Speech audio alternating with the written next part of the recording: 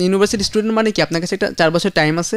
এই 4 বছরে নিজেকে প্রুভ করতে হবে। আমি যেটা মনে করি, আমি কিভাবে কথা বলছি, আমি ফেসবুকে কি স্ট্যাটাস দিচ্ছি, আমি কি রিলস শেয়ার করছি, আমি স্টোরিতে কি দিচ্ছি, সব কিছুই কমিউনিকেশন। আমি ছোটোবেলা থেকে কোনো প্রবলেম বলে সেটা হচ্ছে ফেসবুক গুগলে সার্চ করতাম। বাংলাদেশের যারা হচ্ছে কর্পোরেটে আছেন, মোস্ট অফ দ্য সেলিব্রিটিস যারা আছে তাদের পোর্টফোলিও ওয়েবসাইট কিন্তু আমার করা আছে। তোমাকে তোমার ওই টেক্সটার মধ্যে এমন কিছু অ্যাড করতে হবে ভ্যালু, যাতে করে ওই মানুষটা তোমাকে রিপ্লাই দিতে বাধ্য হয়।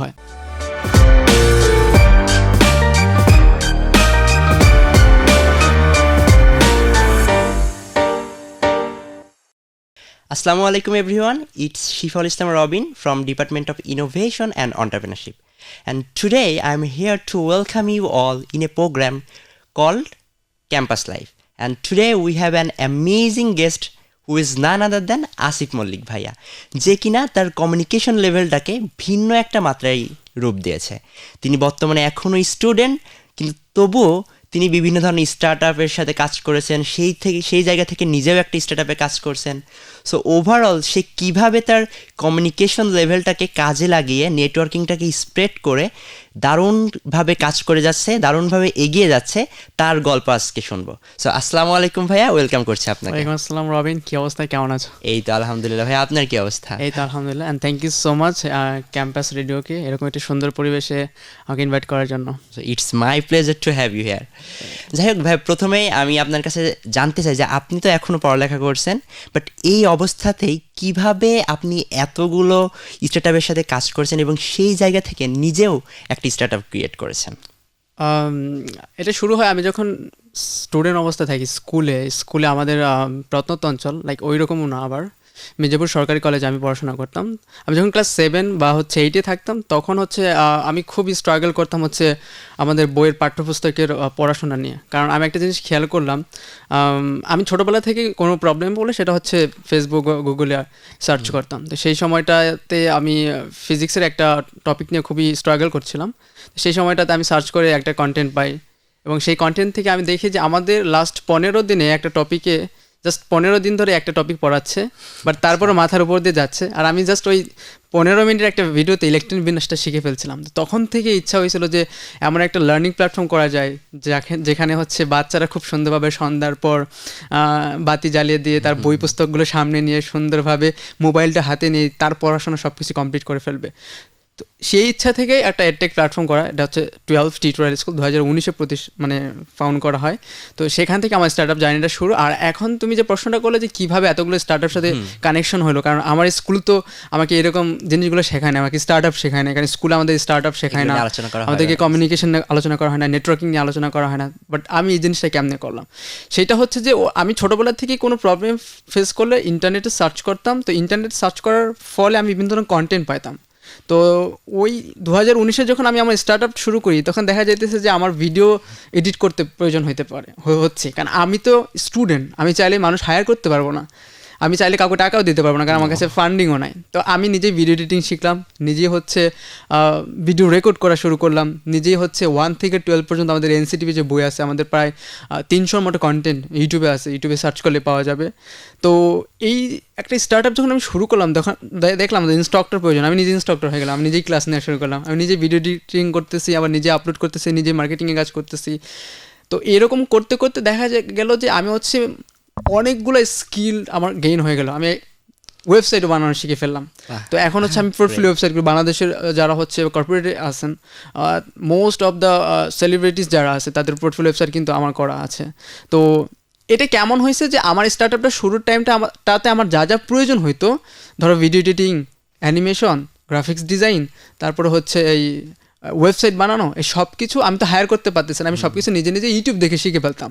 তো ওই স্টার্টআপটা করার শুরুটাতে এই বিভিন্ন ধরনের স্কিল আমার গেইন হয়ে গেছে। স্টার্টআপটা এখন চলছে না, কারণ আমরা প্যান্ডামিকের পরে আমরা একটা ফান্ডিং ক্রাইসিসে পড়ি। আমরা তো ওই সময় তো প্রচুর লাইভ ক্লাস হইতো, তুমি যদি এখন দেখো ফান্ডিং ক্রাইসিসের কারণে ওটা আমাদের এখন পজ আছে। বাট আমরা ইন্টারেক্টিভ লার্নিং কিছু জিনিস অ্যাড করে সুন্দরভাবে আমরা এটাকে লঞ্চ করতে যাচ্ছি। তো এই স্টার্টআপটা আমার যদিও এখন ওইরকম সাকসেস না, বলা যেতে পারে যে এটা এখন বন্ধই আছে, বাট ওই স্টার্ট আপ আমাকে শেখাইছে এই বিভিন্ন ধরনের স্কিল গেইন করা, এবং সেটার থ্রুতে ইন্ডাস্ট্রির যারা এক্সপার্ট আছে তাদের সাথে আমার কানেকশন হয়ে গেছে। তারা আমার ভিডিও দেখতো, তারা আমার তাদের সাথে আমাদের বিভিন্ন পোর্টফোলিও ওয়েবসাইট বানায় দেখলো, তারপর হচ্ছে অ্যানিমেশন করতাম। তো এরকম মানুষ আমাকে ফেসবুকে দেখতো, তাদের সাথে কানেকশনটা হয়ে গেল।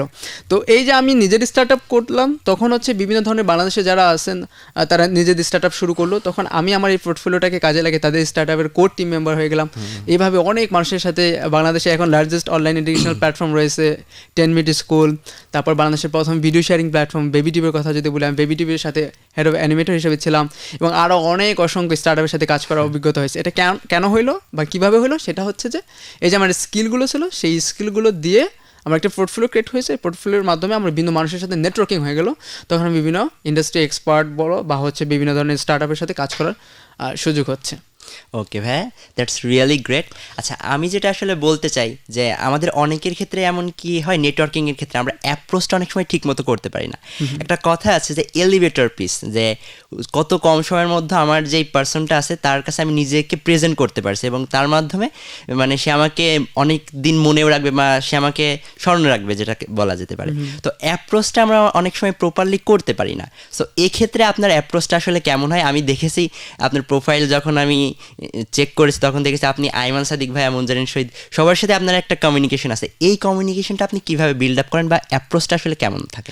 অ্যাপ্রোচ করার ক্ষেত্রে একটা খুব ইম্পর্টেন্ট পার্ট হচ্ছে আমরা হিউম্যান বিইং, আমরা কখনো না অন্যের সাকসেস শুনতে খুব একটা স্বাচ্ছন্দ্য বোধ করে না। যে ধরো তোমার সাথে আমি কথা বলছি, তুমি শুধু নিজেরটাই বলতেছো, কেউ পছন্দ করে না যে শুধু নিজের মানে তার সম্পর্কে বলবে। তো অ্যাপ্রোচটা এমন হওয়া উচিত। আরেকটা ব্যাপার হচ্ছে, ধরো তুমি একজন সেলিব্রিটিস হইতে পারো, সে ফর এক্সাম্পল, তো তোমাকে কেউ টেক্সট করছে, তুমি তো সাথে সাথে রিপ্লাই মানে দেয় না, সব নর্মাল, বাট তোমাকে তোমার ওই টেক্সটটার মধ্যে এমন কিছু অ্যাড করতে হবে ভ্যালু, যাতে করে ওই মানুষটা তোমাকে রিপ্লাই দিতে বাধ্য হয়। তুমি যদি আমাকে বলো আমি কীভাবে অ্যাপ্রোচ করি, সেটা হচ্ছে যে আমি আগে ফাইন্ড আউট করি আমি কাকে অ্যাপ্রোচ করছি, কিসের জন্য অ্যাপ্রোচ করছি।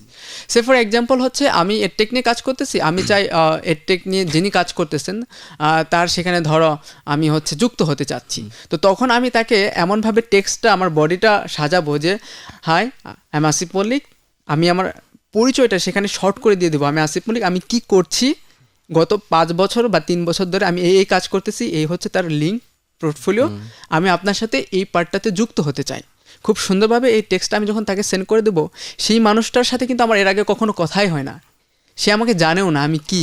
সেই মানুষটা যখন আমার টেক্সটটা দেখবে, আমি কে, হ্যাঁ, আমি কি করছি এবং আমি কি চাচ্ছি, এবং ফোর্থ আরেকটা অপশন রাখা যেতে পারে যে তার কি বেনিফিট সে যদি আমাকে যুক্ত করে, ওইটা আমি লাস্ট অ্যাড করে দিলাম। এই 4টা জিনিস যদি আমি একটা টেক্সটে দিয়ে দিই, সেই নতুন মানুষটা যে যার সাথে আমার কোনো কমিউনিকেট হয় নাই, সে দেখে আমাকে জাজ করে ফেলতে পারবে, সে আমাকে বুঝতে পারবে আমি কি চাচ্ছি, তখন খুব সুন্দরভাবে তাকে রিচ আউট করে ফেলা যায়। পাশাপাশি হচ্ছে আসলে প্রোফাইলটা কেমন রাখলে বেটার হয়? Your profile shows your personality. হ্যাঁ, অবভিয়াসলি, শুধু নট প্রোফাইল, আমি কিভাবে কথা বলছি, আমি ফেসবুকে কি স্টেটাস দিচ্ছি, আমি কি রিলস শেয়ার করছি, আমি স্টোরিতে কি দিচ্ছি, সব কিছুই কমিউনিকেশন, এই সব কিছুই ইম্পর্টেন্ট। সে ফর এক্সাম্পল হচ্ছে তুমি অনেক ভালো টিচার, হ্যাঁ, এখন একটা টিচার কিন্তু র্যান্ডম ভালগারিং কন্টেন্ট শেয়ার করতে পারে না।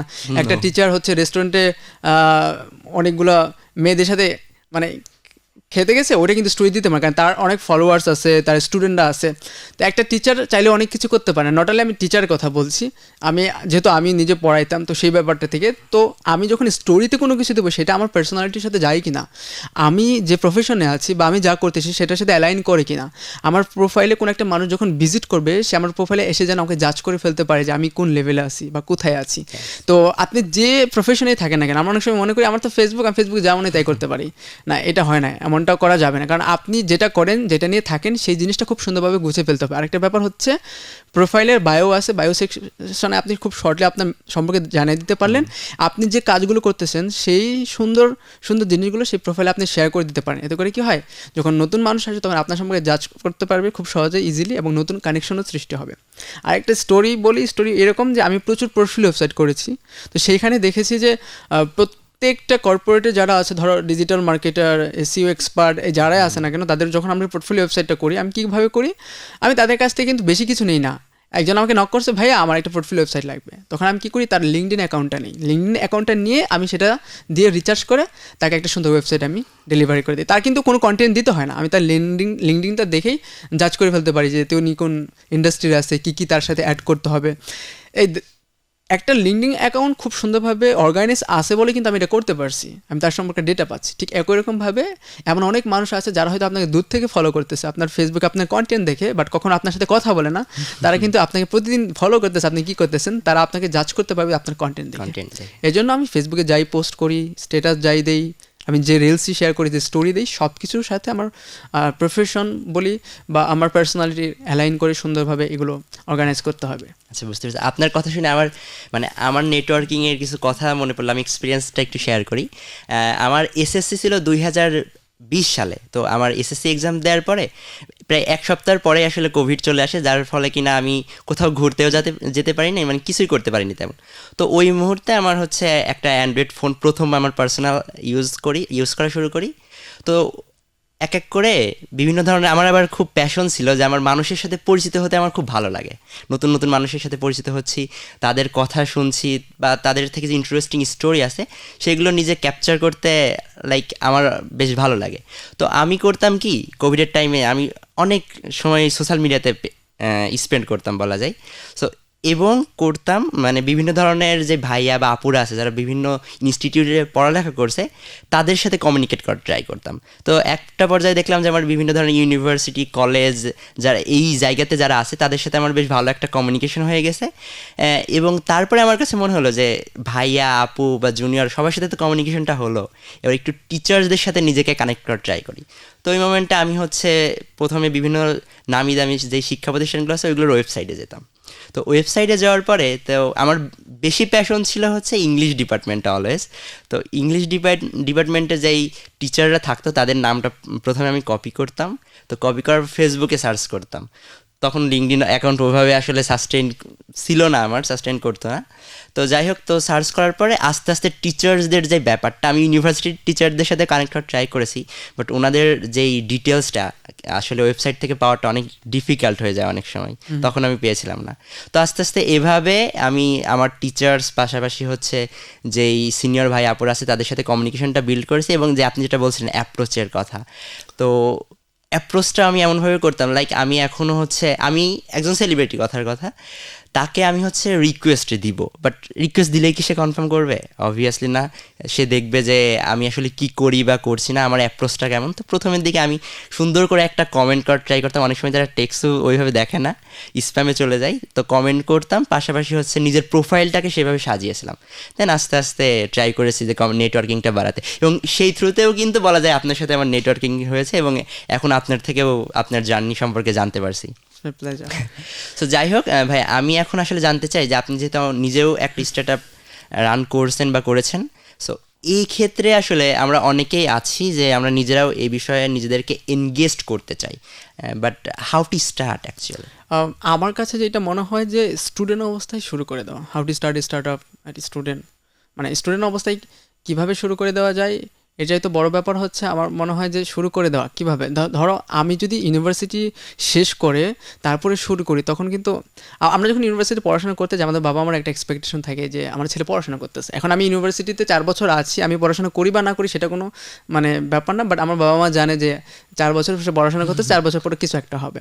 কিন্তু আমরা যেটা মানে আমাদের প্রবলেমটা যেখানে হয় সেটা আমরা আশায় থাকি যে 4 বছর পরে আমি যে কিছু একটা করব, কিন্তু সত্যি বলতে 4 বছর পরে যে তো আপনার মানে ওই সময়টা থাকতেছে না। আপনি ইউনিভার্সিটি স্টুডেন্ট মানে কি, আপনার কাছে একটা 4 বছর টাইম আছে, এই 4 বছরে নিজেকে প্রুভ করতে হবে, আমি যেটা মনে করি। 4 বছর পরে তো আপনার ফ্যামিলি এক্সপেকটেশন থাকবে, আপনি তাদেরকে কিছু দেবেন। হ্যাঁ, এতদিন তারা আপনার উপর ইনভেস্ট করছে, আপনি এখন তাদেরকে প্রতি মাসে একটা আর্ন করবেন। এখন আমাদের বাংলাদেশে যেটা হয় সেটা 4 বছর পরে যে সে কনফার্ম না যে সে জবটা পাবে, স্ট্রাগল করতে হয়, তাকে জবের জন্য ছুটতে হয়।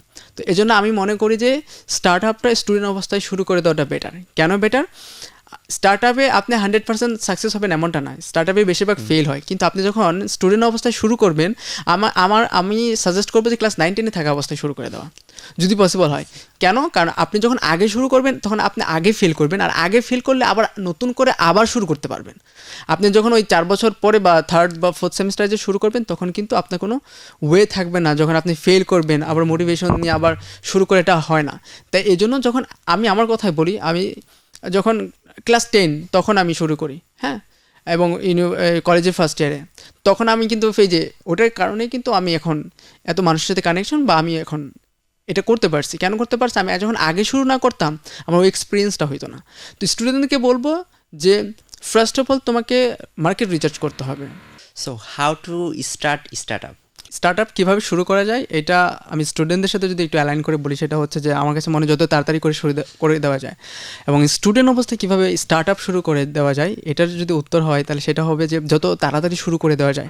আমি বলবো যে ক্লাস 9, 10 ইভেন হচ্ছে কলেজের যদি ফার্স্ট ইয়ার পসিবল হয় শুরু করে দেওয়া উচিত। কেন? যে তুমি যখন যত তাড়াতাড়ি শুরু করে দিবা, যত তাড়াতাড়ি শুরু করে দেবে, তখন ফেল করলে আবার নতুনভাবে শুরু করার একটা সম্ভাবনা থাকে, সময় থাকে, স্কোপ থাকে। বাট আমাদের প্রবলেমটা হচ্ছে আমরা চাই যে ইউনিভার্সিটি পড়াশোনা শেষ করে আমরা তারপর কিছু একটা শুরু করবে। বাট ইউনিভার্সিটি এই 4 বছর আমার কাছে মনে হয় যে তুমি 4 বছর টাইম পেলা, হ্যাঁ, তোমার ফ্যামিলি কিন্তু এক্সপেক্ট করে যে 4 বছর পরে তুমি তাদেরকে কিছু দিবা, তোমাকে এখন ইনভেস্ট করতেছে। বাট ওই 4 বছর পরে নতুন করে শুরু করে দেওয়ার মূলত ওই এনার্জি, সময় কোনো কিছু আর পসিবল হয় না। তাই আগে যদি শুরু করে দিই আমি কলেজের ফার্স্ট ইয়ারে বা ইউনিভার্সিটির ফার্স্ট ইয়ারে, তাহলে আমি যদি ফেল করি, ওই ফেল থেকে আমি এক্সপিরিয়েন্স গেন করে আমি আবার নতুন করে শুরু করতে পারবো। আমি আমার কথাই চিন্তা করি, আমি কিন্তু স্কুল থাকা অবস্থায় শুরু করেছিলাম, তারপর কলেজের ফার্স্ট ইয়ারে থাকা অবস্থায়, তখন আমি ওইটার থেকে কিন্তু অনেক আমার স্কিল গেইন হয়েছে, সেগুলোর থ্রুতে আমি কিন্তু কানেকশন, নেটওয়ার্কিং করতে পেরেছি, এবং সেখান থেকে আমি যা শিখছি ওটার কারণে কিন্তু আমি আজকে এই যে ওয়েব ডেভেলপমেন্ট বলি বা নিজের হচ্ছে সফটওয়্যার কোম্পানি বলি, এবং আদার্স মানুষের সাথে কানেকশন, এবং ডিফারেন্ট সেক্টরে কিন্তু কাজ করতেছি, ভিডিও এডিটিংও করতেছি আমাদের প্ল্যাটফর্ম থেকে এখন দিচ্ছে। তো এই সব কিছু কীভাবে পসিবল হচ্ছে? আমি আগে শুরু করছিলাম, সেখান থেকে আমার স্কিল গেইন হয়েছে, সেইটা আমি এখন আমার বিজনেসে ইমপ্লিমেন্ট করতে পারতেছি। শুরুর দিকটাতে আমি ফেল করলে আবার নতুনভাবে শুরু করে দেওয়া যায়। কীভাবে শুরু করে দেওয়া যায় আমি খুব সিম্পলি বলবো যে হচ্ছে আপনাকে ফাইন্ড আউট করতে হবে কোন জিনিসটা আমাদের মার্কেটের জন্য খুবই নিড। মার্কেট রিসার্চ ফার্স্ট করে ফেলতে হবে যে কোন জিনিসটা খুবই গুরুত্বপূর্ণ আমাদের জন্য, এরকম একটা ইনোভেটিভ প্রোডাক্ট আনতে হবে। সেকেন্ড অফ অল হচ্ছে সেই প্রোডাক্টটা আমাদের যে টার্গেট অডিয়েন্স আছে তাদের কাছে কিভাবে আমি পৌঁছাবো, অ্যান্ড থার্ড অফ অল হচ্ছে তারা কেন আমার এই প্রোডাক্টটা কিনবে, এবং 4 নাম্বার যে জিনিসটা হচ্ছে এই জিনিসটা আমি ইমপ্লিমেন্ট করতে চাইলে আমার যে সক্ষমতা সেটা আছে কি না। মানে আমি সিম্পলি বলবো যে আমার ওই প্রোডাক্টটা, বিজনেসটা বা সার্ভিসটা বা আমার যে ড্রিমটা, ওটাকে সাকসেস করার জন্য আমাকে ব্যাকএন্ডে চিন্তা করতে হবে যে এটাকে সাকসেস করার জন্য কী কী জিনিস আমার প্রয়োজন, ওই জিনিসগুলো আস্তে আস্তে পূরণ করা। আস্তে আস্তে যখন আমি ফর এক্সাম্পল একটা স্টার্ট আপ শুরু করলাম, সেটার জন্য আমার একটা টিম দরকার, তার জন্য আমার হচ্ছে ফান্ডিং দরকার, এরকম অনেক কিছু থাকে একটা বিজনেস শুরু করার জন্য। এগুলো আগে বের করে ফেলতে হবে, তারপর একটা একটা পূরণ করে আলটিমেটলি আমার ওই সার্ভিসটাকে স্ট্যাবলিশ করতে হবে।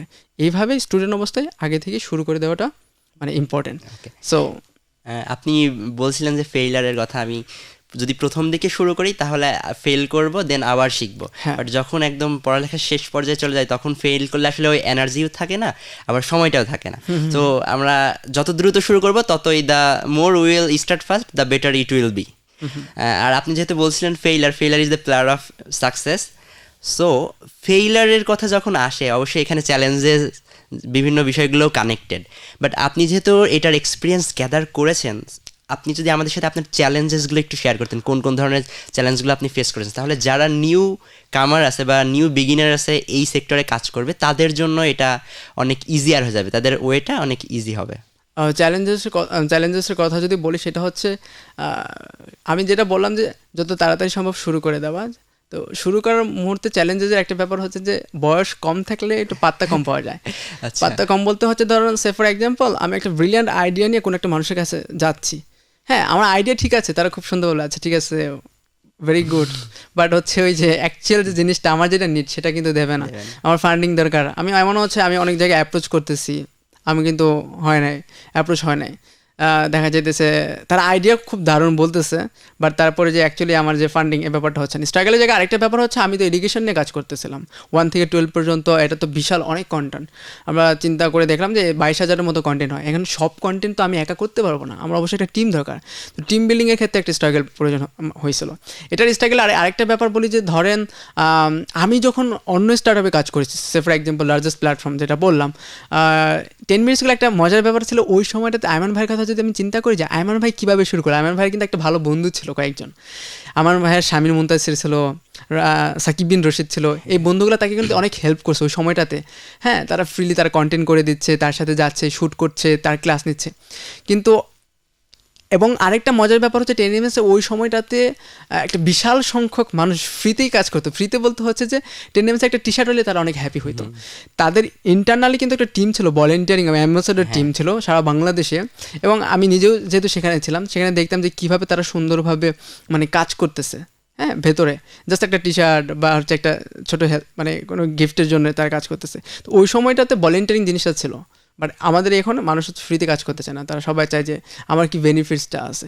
তো স্ট্রাগলের জায়গাটা ওইখানেই ছিল যে এত কন্টেন্ট করবো, সেগুলো আমি কীভাবে করবো। ফান্ডিংয়ের একটা ব্যাপার ছিল, অ্যাপ্রোচ করার টাইমে দেখা যেতেছে যে অ্যাকসেপ্ট করছে না। এবং আরেকটা ব্যাপার ছিল যে একাই চাইলে সব কিছু করা পসিবল হয় না। তো এরকম আরও অনেক স্ট্রাগল ব্যাপারগুলো ছিল, সো যার কারণে দেখা যাচ্ছে যে ওটা হয় নাই। আচ্ছা ভাই, আপনি বলছিলেন যাদের বয়স আসলে কম তারা অ্যাপ্রোচ করলে পরে অনেক সময় ওইটা ভ্যালু সহকারে দেখা হয় না, এবং মানে ফ্রেশার তো তারা ভাবে যে কি না কি, ওইভাবে আপনি যেটা বলছিলেন পাত্তা পাওয়া যায় না। মানে বিষয়টা এমন হয়ে গেছে, ব্যাচেলারদের যেমন বাসা ভাড়া দেওয়া হয় না, ফ্রেশারদের ক্ষেত্রে তেমন কাজের সুযোগও কম দেওয়া হয়। বাট আপনার কথার মাধ্যমে আসলে যেটা ফুটে উঠলো যে যদিও ফ্রেশার থাকে, বাট ফ্রিতে আমি আমার ডেডিকেশন দেখিয়ে যে আমি বলি যে এটা আমি ফ্রিতেই করছি, আমাকে কোনো পেমেন্ট করতে হবে না, জাস্ট আমি এক্সপিরিয়েন্স গ্যাদার করবো, then I will show my skill. So যখন আমি আমার ডেডিকেশন প্লাস স্কিল দুইটাই শো করতে পারবো, তখন আসলে তারা বুঝতে পারবে যে না সে আসলে স্কিল, তখন হচ্ছে আস্তে আস্তে আমাকে তাদের সাথে কানেক্টেড করবে। তো যাই হোক ভাই, আপনার কাছ থেকে অনেক গল্প শুনেছি, অনেক এক্সপিরিয়েন্সের কথা শুনলাম। আশা করি আমাদের অডিয়েন্স যারা আছে তারাও তাদের লাইফে এগুলোকে কাজে লাগাতে পারবে। তো আমরা একদম শেষ পর্যায়ে চলে এসেছি আজকের প্রোগ্রামের। আপনার থেকে লাস্ট একটা মেসেজ শুনতে চাই।